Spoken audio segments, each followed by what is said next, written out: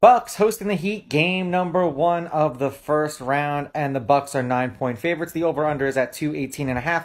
The Heat are plus 345, and the Bucks are minus 455. Now, before you bet on this game, go to Twitter, go to Underdog NBA, see what players are playing in this game. Use a website like VegasInsider.com, totally free, and will allow you to compare every casino's pricing all in one place, whether you bet online or in person. And if you're looking for the particular head-to-head stats, go to covers.com and it'll have every gambling stat that you could possibly want, even the player props if you're looking for those. Head to head, the home team is 8-2. The home team is on an 8-game winning streak.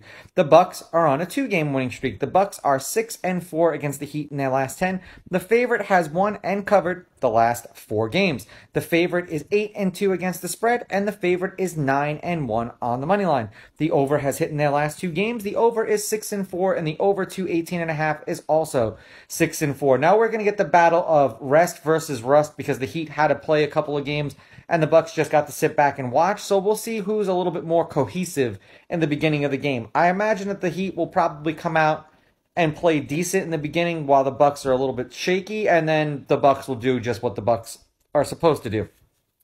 Now, the last game that they played against each other, the Bucks won 128-99. They were 5.5-point favorites. The game before that, they won 123-115 as 6-point home favorites.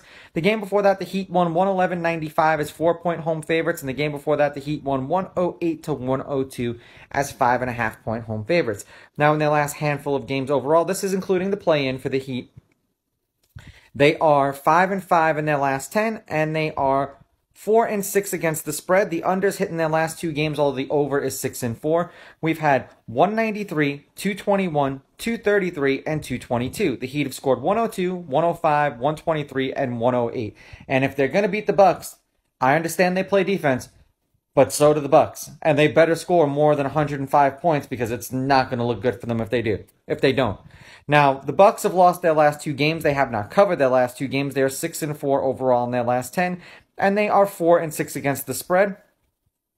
The overs hit in their last 2 games, and the over is 7-3 in their last 10. We've had 226, 251, 197, and 268. They scored 105, 114, 105, and 140. Now, mind you, the Bucks really weren't playing anybody, like by their starters. I don't mean they weren't playing any teams. They just weren't playing any of their starters.